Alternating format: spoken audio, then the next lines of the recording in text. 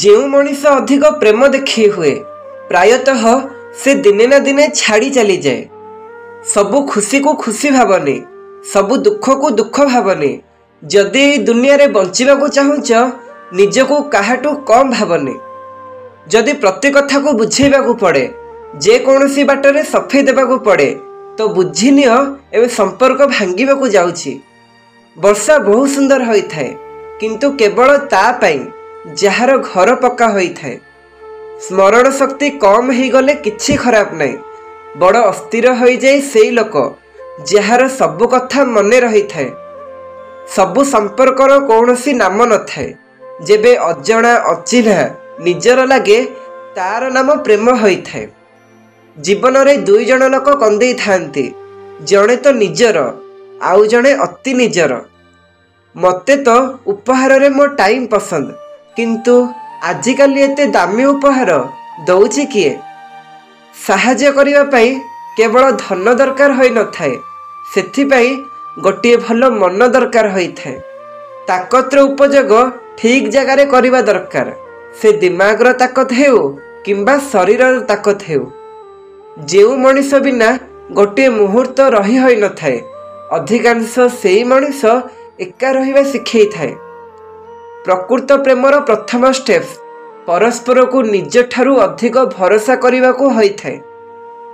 ଏ ଜରୁରୀ ନୁହଁ ସବୁ ପାଖ ଲୋକ ଶୁଭଚିନ୍ତକ ହୋଇଥାନ୍ତି। ସେଥିରୁ କିଛି ଲୋକ ଆପଣଙ୍କ ଶୁଭ ଦେଖି ଚିନ୍ତିତ ହୋଇଥାନ୍ତି।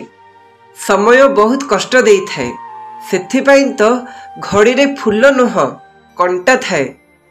ଯିଏ ଆପଣଙ୍କ ଖୁସିରେ ନିଜର ଦୁଃଖ ଭୁଲିଯାଏ, ସେଇ ମଣିଷ ଠାରୁ ଆପଣଙ୍କୁ ଆଉ କେହି ଅଧିକ ପ୍ରେମ କରିନଥାଏ। ସମ୍ପର୍କ କେବେ ବଦଳି ନଥାଏ, ସମ୍ପର୍କ ରଖିବା ବାଲା ବଦଳି ଯାଇଥାଏ। ସମସ୍ତଙ୍କ ପାଖରେ କିଛି ଖରାପ ଗୁଣ ଥାଏ, କିନ୍ତୁ ନଜର କେବଳ ଅନ୍ୟ ଉପରେ ହୋଇଥାଏ।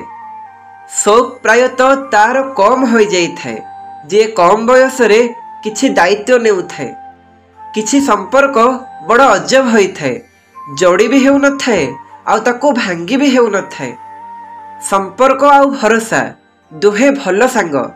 ସମ୍ପର୍କ ରଖ କି ନ ରଖ, କିନ୍ତୁ ଭରସା ନିଶ୍ଚୟ ରଖ।